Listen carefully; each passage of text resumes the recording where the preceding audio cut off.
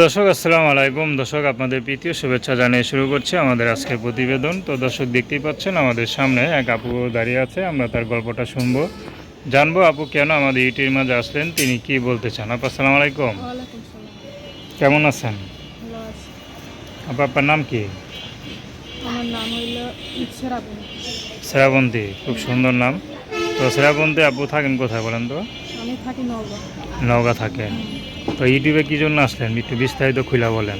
ইউটিউবে আসি, বাবা আছে মা নাই, খুব কষ্ট করে আসি, একটা মনের মানুষের জন্য আসি। আচ্ছা, বাবা আছে মা নাই। আচ্ছা, বাবা আছে মা নাই, আর ভাই বোন কয়জন? ভাই আছে একজন, ছোট ভাই, ছোট ভাই। মাদ্রাসায় পড়ে। আচ্ছা, তো কাজ বাজ কে করে? কাজ বাজ আমি করি, ভাইরে লেখাপড়া করাই, মারে অসুস্থ, বাবা অসুস্থ মানুষ, ওষুধ পানি খাওয়াই।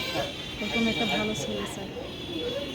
আচ্ছা, তো এই যে এখন যে ইউটিউবে আসলেন, মানে কি জন্য আসলেন? একটা মনের মানুষের জন্য আসছি।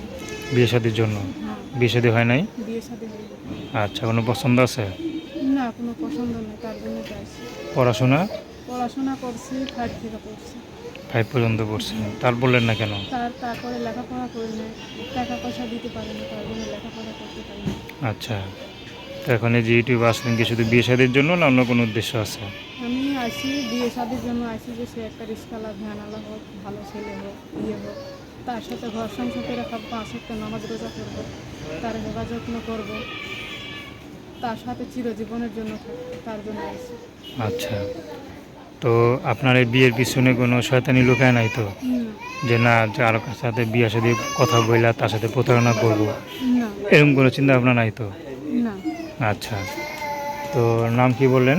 শ্রাবণী। শ্রাবন্তী। তো দর্শক আপনারা শ্রাবন্তী আপুর কথা শুনলেন, তার নাম্বারটি স্ক্রিনে দেওয়া আছে। তবে ভালোবাসা, সাহায্য, সহযোগিতা, বিয়ে শাদী করা একান্ত আপনাদের ব্যক্তিগত ব্যাপার। তো আসুন আমরা 5 ওয়াক্ত নামাজ পড়ি, সর্বদা দেশের সেবা করি। আসসালামু আলাইকুম।